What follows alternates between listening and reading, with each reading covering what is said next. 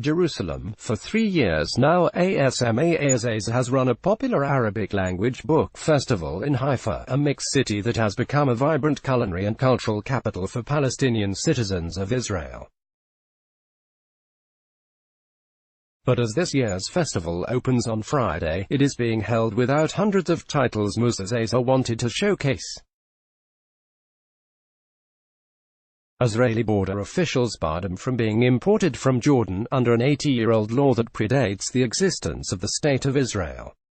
Arabic translations of George Orwell, James Joyce and William Faulkner, of Sylvia Plath, Susan Sontag and Nelson Mandela, of Shakespeare, D.H. Lawrence, Orhan Pamuk, and Agatha Christie were all rejected and sent back to a Jordanian distributor. So, too, were novels by Alaa al-Aswany and the late Naguib Mahfouz, of Egypt, Men in the Sun, by the Palestinian author and political activist Ghassan Kanafani, who was killed by Israel in 1972, Cities of Salt, by Abdul Rahman Munif, the Saudi Arabian novelist, and Out of Place, the autobiography of the late Edward Said, the Palestinian-American scholar. The reason: the books were printed in Beirut. An Israeli law that dates back to World War II-era British mandatory Palestine forbids trading with the enemy, and Israel applies that policy to Lebanese, Syrian and Iraqi publishers, among others. The book's content is not the issue, Asmaa Azaizeh said.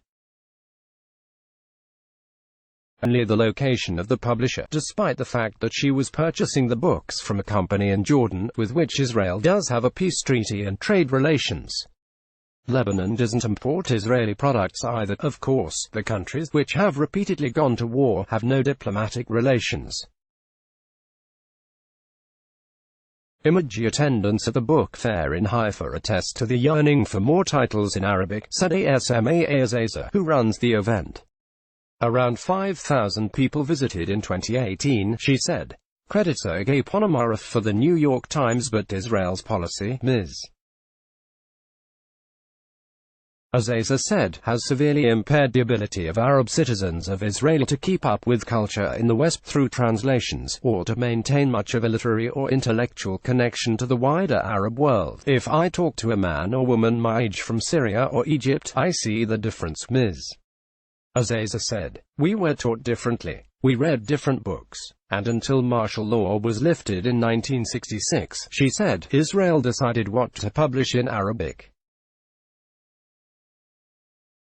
They decided what Arabs should read. The library she went to as a youngster, she said, stops in the Soviet Union, because the intellectuals were part of the Communist Party. So you see Dostoevsky, Lenin and Marx. The whole library is so yellow. There's nothing new there, Ms. Azaizeh said she started the book festival at Fatouche, a cavernous restaurant, bar and performance space in Haifa, in 2017 because she had been bringing books into Israel from Jordan and Egypt herself, but realized that many Arab citizens lacked a way to gain access to important or popular literature, poetry and non-fiction without traveling. People don't feel this because they're not used to having good books, she said. If you deprive society of something for long enough, they will not feel the loss. Israel applies the same ban on importing books from enemy states in its occupation of the West Bank, said Sausan Zaya, a lawyer and deputy director general at Adler, the Legal Center for Arab Rights in Israel. A decade ago, Adler represented a Haifa bookseller who had been importing books from Lebanese and other forbidden publishers under a special Israeli license, until the state abruptly cancelled it. But when Adler sued, the state resumed giving the bookseller his license, and a lawsuit was dismissed, short-circuiting any chance of overturning the policy, Ms. Zaya said. The import ban is particularly crippling for Israel's Arab readers because both Beirut and Damascus, at least before the Syrian civil war, were long known as the publishing capitals of the Arab world, Ms. Zaya said. Books by Arab-Israeli authors are readily available to Arab citizens of Israel, but they're interested to read the books that everyone is talking about, the bestsellers in the Arab region, she said. You're hungry for the culture you know you're part of, but you cannot access it, Ms. Azaizeh said, obstacles to book distribution are nothing new across the Middle East. In Jordan, some books are banned outright, while others are only permitted to be sold after phrases or whole sections are deleted. During last year's Amman Book Fair, the Iraqi author Sanaa Antoun wrote that 2 of his books had been banned, while Israel prevented Jordanian publishers from participating in the Palestine Book Fair in Bethlehem, according to Jordan's official news agency. Image at the festival in Haifa on Friday. According to Ms.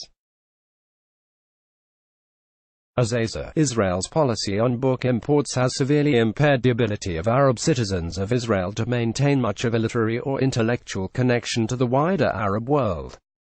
Credit Sergei Ponomarev for the New York Times. At least 20 books were confiscated by Omani authorities during the Muscat International Book Fair, according to the Gulf Center for Human Rights. And at the Cairo International Book Fair earlier this year, a book by the founder of the Muslim Brotherhood, Hassan al-Banna, that was on display by an Arab publishing house was confiscated and banned. In Israel and the West Bank, at least booksellers say that enforcement of the import ban often depends on the mood of the border officer who examines a shipment. Israel's Ministry of Finance, which is responsible for enforcing the trade restrictions, did not respond to requests for comment. Arab readers and booksellers in Israel can often find ways to bypass the restrictions, at least with small quantities, Ms. Azaizeh said. Book distributors in Jordan ask Lebanese publishers to leave geographic origin information off their shipping labels. And book-loving travelers have long learned, when packing the bags, to bury titles printed in forbidden countries under books published in Egypt, Jordan or other countries that trade with Israel. Many people also download books, but e-readers are not yet in wide use among Arab citizens of Israel. Amazon's Kindle devices only started supporting Arabic in 2018. The crowds at Ms. Azaizeh's book fair attest to the yearning for more, she said. Around 5,000 people attended in 2018, Ms. Azaizeh said she scrambled to replace the many books that failed to cross the border with copies that were already in Israel, some of them evidently smuggled in successfully, given their publishing houses. Mostly, she had to settle for other titles. She called that backup list Plan B. On it were translations of The Second Sex by Simone de Beauvoir, Paulo Coelho's The Witch of Portobello, several books about Judaism, Islam, atheism and philosophy, a book about how to give a TED Talk, and Casanova's Women, about the great seducer's lovers.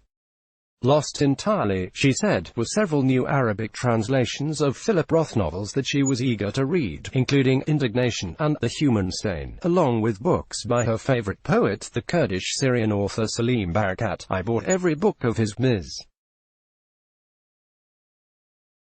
Azaizeh said. And now every time I think of the books that were banned, I think of him. Let's block ads. Why?